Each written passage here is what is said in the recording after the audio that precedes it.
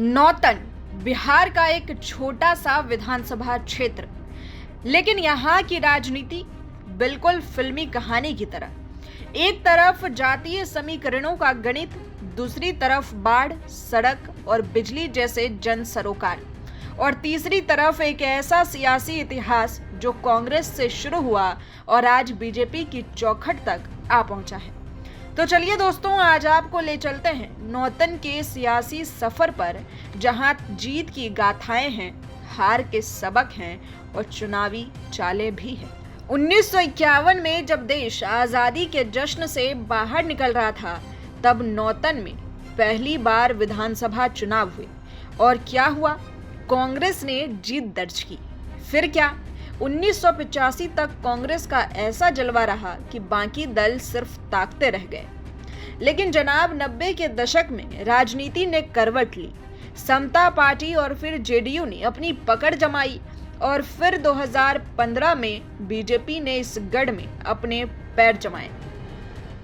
2010 में जेडीयू की मनोरमा प्रसाद मैदान में उतरी और जीत गई। वहीं दूसरी तरफ नारायण प्रसाद, जो उस वक्त एलजेपी से थे, हार गए। लेकिन राजनीति में हार आखिरी नहीं होती। 2015 में वही नारायण प्रसाद बीजेपी की छत्र छाया में लौटे और वही सीट फिर से जीत ली। और 2020 में तो उन्होंने कांग्रेस के शेख मोहम्मद कमरान को कड़ी टक्कर देकर लगातार दूसरी बार जीत का झंडा फहरा दिया। 2020 में नारायण प्रसाद को मिले 78,657 वोट, यानी लगभग 47% वोट। वहीं कांग्रेस के कमरान साहब को सिर्फ 52,761 वोट ही नसीब हुए।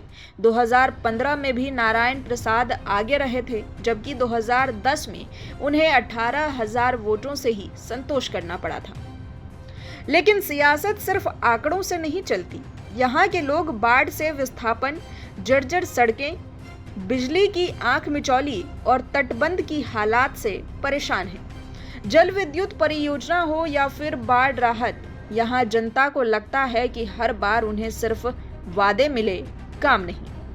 अब बात करते हैं नौतन के सबसे बड़े राजनीति टूल की, यानी जातीय समीकरण की।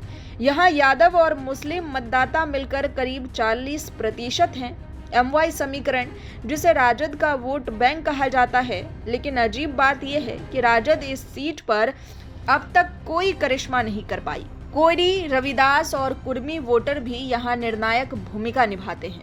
लेकिन राजनीतिक पंडितों के मुताबिक जाति के अलावा चेहरा और संगठन की मजबूती भी वोटिंग ट्रेंड को प्रभावित करती है।